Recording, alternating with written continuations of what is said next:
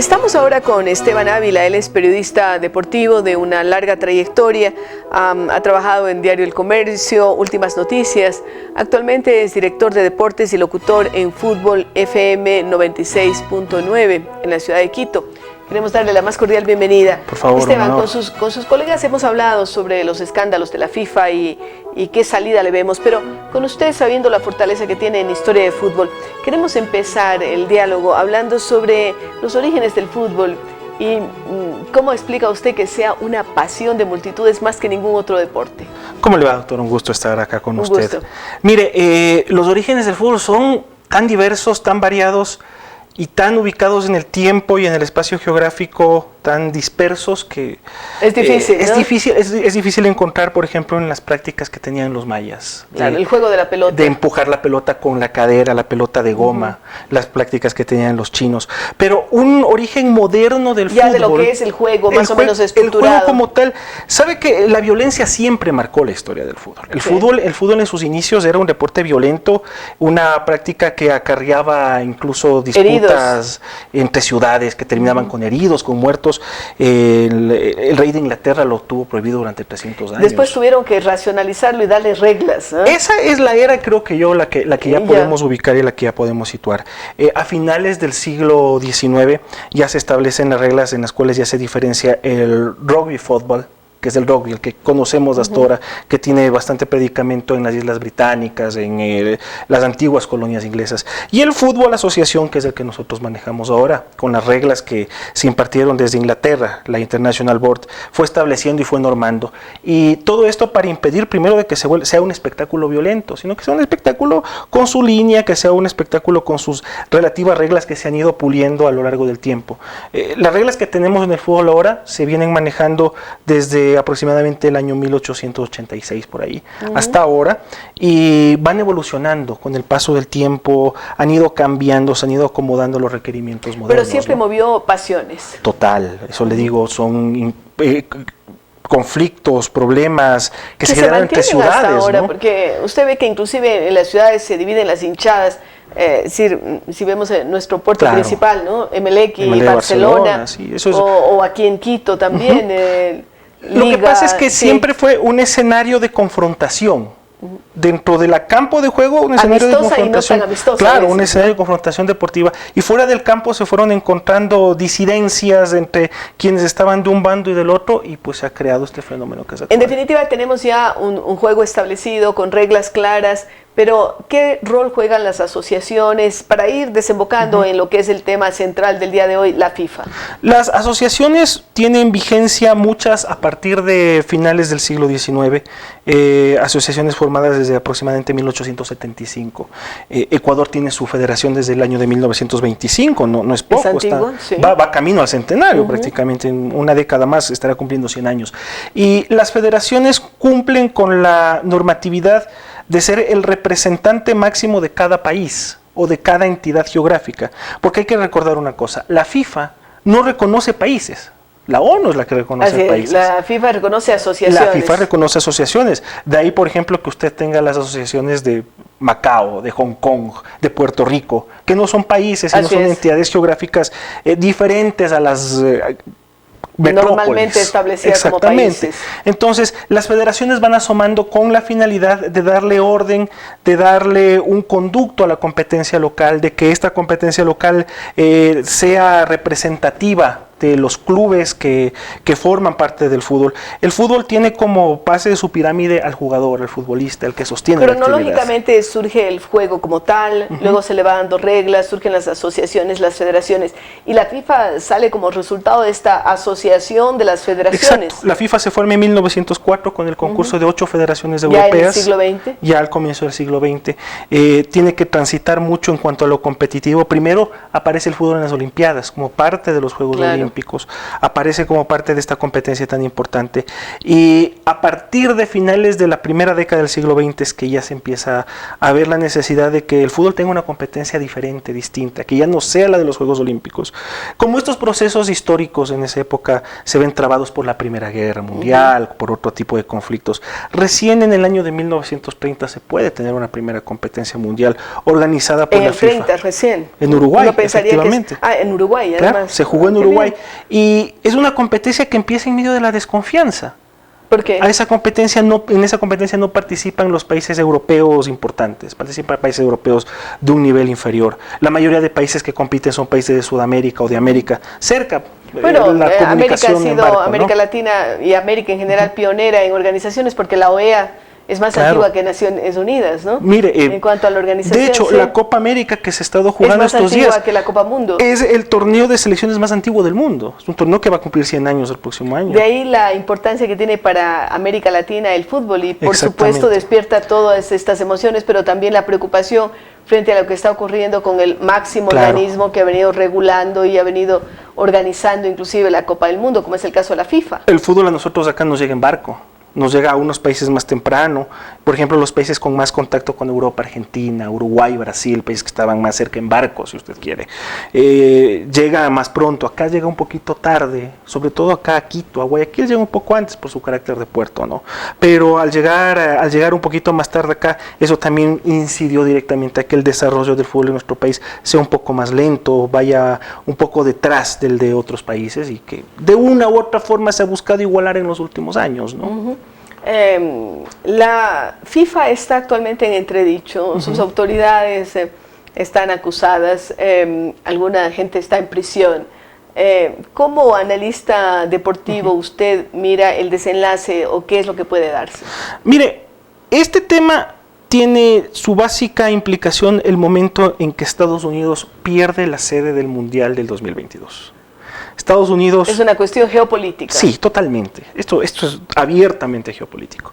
Estados Unidos... Pero para Estados Unidos el fútbol no ha sido tan importante como para América Latina y otros países. Históricamente no, pero en la actualidad yo le puedo asegurar este momento que, por ejemplo, la Liga Profesional de los Estados Unidos, la MLS, va en camino en no más de 5 años de superar en ingresos, en espectadores, en atracción a las ligas de Sudamérica. Va en ese camino. Óigame, y eso que se habla de la decadencia de la sociedad norteamericana, pero estamos viendo que en el caso del fútbol más bien va tomando un liderazgo. Totalmente. Estados Unidos en este momento por calidad futbolística, ya una potencia Estados Unidos es una de las 10 potencias futbolísticas del mundo en este instante. A pesar de que no concita tanto interés como por ejemplo cuando hay un juego de béisbol, ¿no? Cuando se llama el Super Bowl. Mire que poco a poco va ganando aceptación. Protagonismo. Hay equipos en la MLS, la Liga de Fútbol de Estados Unidos, que tienen un promedio de asistencia de 40,000 personas. Promedios de asistencia que no existen en Brasil. O sea que ya se vencieron esos estereotipos de antes. Tiene mucho que ver, por ejemplo, con la influencia de la población latina, que es cada vez más importante. ¿Ya? Totalmente. Entonces, ¿usted cree que hay allí un juego de poder? Totalmente. Estados Unidos se vio vulnerado en este deseo nacional, porque era un deseo nacional patrocinado por el presidente de la República, de ser sede de la Copa del Mundo del 2022. La Copa del Mundo del 2022 se le otorga a Qatar, en circunstancias que no están nada claras todavía. Así es. En circunstancias que están todavía por determinarse y que creo yo serán parte del plato fuerte de esta serie de demandas, de este escándalo. Entonces, el tema involucró a los Estados Unidos.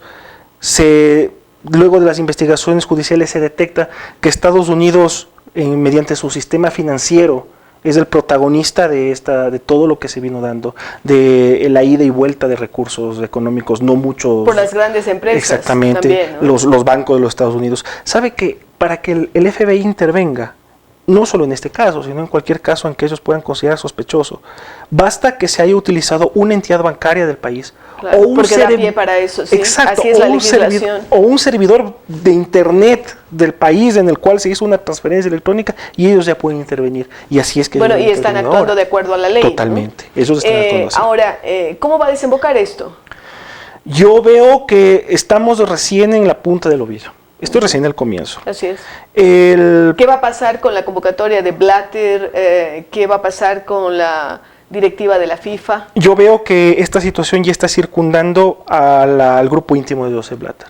Claro, a su porque mano ya derecha. están acusados algunos. Están ya muy cerca de ellos. Y esa es la decisión que toma Joseph Blatter. Joseph Blatter no renunció a la presidencia de la FIFA, como usualmente se dice. Lo que hizo Blatter fue decir, apartarse. Vamos a llamar un congreso extraordinario que aparentemente será en el último trimestre de este año, que parece que será en México, de hecho. Vamos a llamar un congreso extraordinario, vamos a elegir nuevamente autoridades, pero yo ya no me voy a lanzar. Y esto toma sus tiempos, ¿no? Sí, claro. Ahora, ¿qué pasará? ¿Quiénes son los más opcionados para dirigir la FIFA? Porque hay un perdedor que fue este príncipe. El príncipe Ali bin Hussein. ¿Usted cree que él tiene la mayor opción para ser el nuevo dirigente de la FIFA? ¿O hay otros como Platini y otra gente que estaba haciendo bulla precisamente con estos escándalos? Porque no solamente Estados Unidos, Francia, Inglaterra han sido muy activos. Alemania, si bien la señora Merkel ha sido un poco diplomática, diríamos, en este sentido de involucrarse ella directamente, pero sí ha habido fuertes protestas, ¿no? Inglaterra también interviene porque se ve golpeada al no haber recibido la sede del Mundial 2006 o del Mundial 2010, que ellos la habían pedido. Entonces, ¿qué va a pasar? ¿Sabe yo por dónde le veo el final de esto? Sí. El final de esto creo que llega hasta la sede del Mundial 2022. Yo veo o sea que está largo. Sí, yo veo que en el sentido de que la sede del Mundial 2022 puede ser revocada. Del Mundial de Qatar. Lo de Qatar. Este Mundial que ha terminado o que sigue teniendo muertos cada día en las obras, que hay denuncias acerca de la impropia ocupación de mano de obra explotada en condiciones de trabajo totalmente infrahumanas. Yo veo que llega hasta allá. Yo veo que lo más posible es que se revoque la sede de esa Copa del Mundo. ¿Y usted cree que con eso las aguas se tranquilicen? Yo creo que las aguas se tranquilizarán el momento en el que cada confederación continental de las que existen, de las 6 que existen, que cada confederación continental tenga responsabilidad y asuma responsabilidad en su respectivo grado. La primera es Sudamérica, que fue la primera afectada, junto con la Confederación del Caribe y Norteamérica. El momento en el que estas confederaciones abran sus puertas a la transparencia y clarifiquen su situación, yo creo que ahí se empezarán a dar pasos ciertos. Sudamérica ya lo ha hecho de una u otra forma, ha venido dando traspiés. Lo que hemos visto en la Copa América todavía demuestra que dentro de la Confederación Sudamericana existe un ámbito de justicia que es todavía discutible. En la Confederación Continental de Norte y Centroamérica cayeron los peces más gordos. Cayó el señor Blazer, que es el colaborador principal, un hombre de un poder enorme, gigantesco. Cae el señor Warner de Trinidad y Tobago, que a las luces del periodismo que se ha dedicado a investigar esto, porque esto no hay que olvidarlo, es el periodismo destapa. El que ha venido punzando y poniendo sal en la herida de esto, y hay nombres como el de Andrew Jennings, por ejemplo. De ahí tan importante, el rol tan importante del periodismo en todos los ámbitos, también en el deportivo. Totalmente, ha habido gente como el que me menciono, Andrew Jennings, que ha venido investigando esto, no de hoy, sino de hace por lo menos unos 10 años atrás, y todo lo que ellos han dicho está demostrado ya en el papel.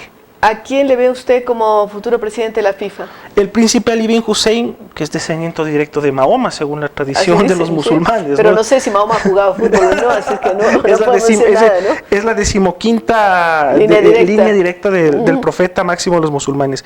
El príncipe, pero no mezclemos religión con deporte, ¿no? Pese a lo masivo de ambos, ¿no? Sí. Él viene trabajando sostenidamente, hizo una candidatura fuerte, viajó por todo el mundo, estuvo aquí en Ecuador. Estuvo en Guayaquil, su presencia pasó algo desapercibida. Él viene trabajando sostenidamente. No tuvo una mala votación.